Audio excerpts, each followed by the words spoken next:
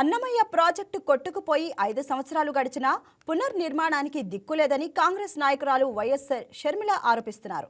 గతంలో వైసీపీ ప్రభుత్వం, ప్రస్తుతం కూటమి ప్రభుత్వం ఈ ప్రాజెక్టును అనాథ ప్రాజెక్టుగా మార్చేశాయని షర్మిల విమర్శిస్తున్నారు.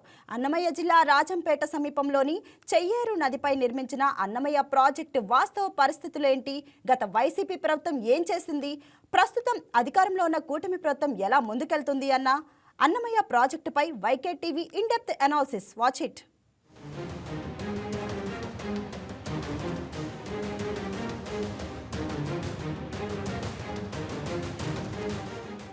అన్నమయ్య ప్రాజెక్టు అన్నమయ్య జిల్లా రాజంపేట మండలం చెయ్యేరు నదిపై ఉంది.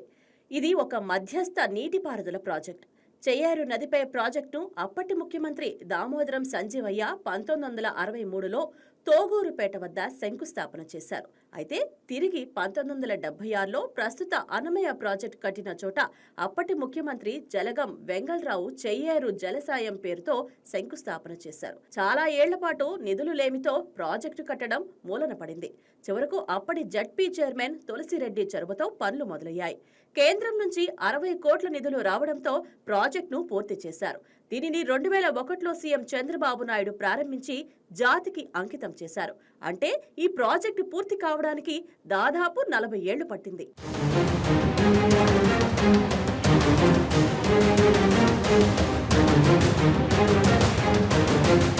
అన్నమయ్య జిల్లా రాజంపేట పట్టణానికి 25 కిలోమీటర్ల దూరంలో బాదనగడ్డ సమీపంలో చెయ్యేరు నదిపై 2.24 టీఎంసీల సామర్థ్యంతో 206.65 మీటర్ల ఎత్తుతో 94 మీటర్ల పొడవున స్పిల్వే, అనుబంధంగా 336 మీటర్ల పొడవున మట్టి కట్టను నిర్మించారు. స్పిల్వేకు 13.75 మీటర్ల ఎత్తు, 14 మీటర్ల వెడల్పుతో 5 గేట్లు అమర్చారు. ఈ ప్రాజెక్ట్ కింద 22,500 ఎకరాల ఆయకట్ట ఉంది.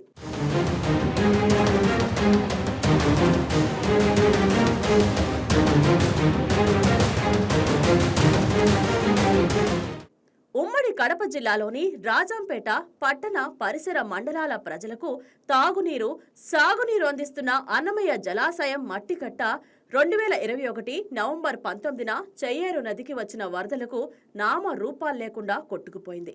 వరద భీభత్సం సృష్టించిన జల విలయానికి అన్నమయ్య జిల్లాలోని ఊళ్లకు ఊళ్లు నేలమట్టమయ్యాయి. 39 మంది జల సమాధి అయ్యారు. కోట్ల రూపాయల ఆస్తి నష్టం సంభవించింది.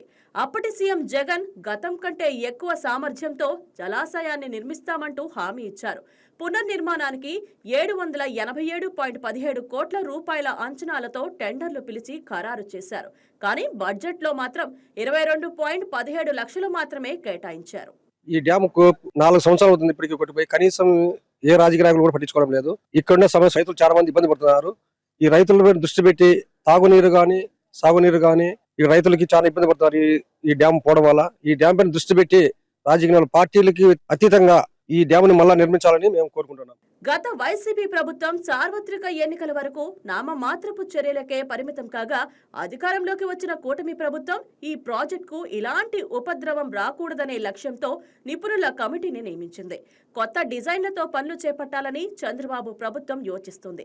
అయితే వీలైనంత త్వరగా పనులు పునః ప్రారంభించాలని ప్రజలు కోరుకుంటున్నారు.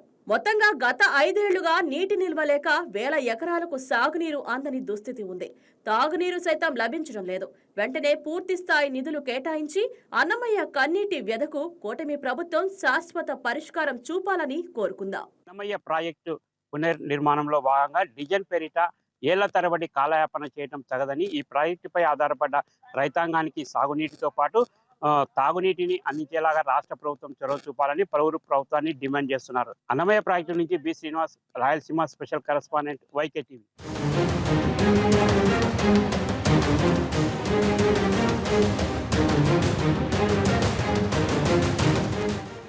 హాయ్ వ్యూయర్స్, ఈ వీడియో మీకు నచ్చినట్లయితే లైక్ కొట్టి షేర్ చేసి వైకే టీవీని సబ్స్క్రైబ్ చేసుకోండి.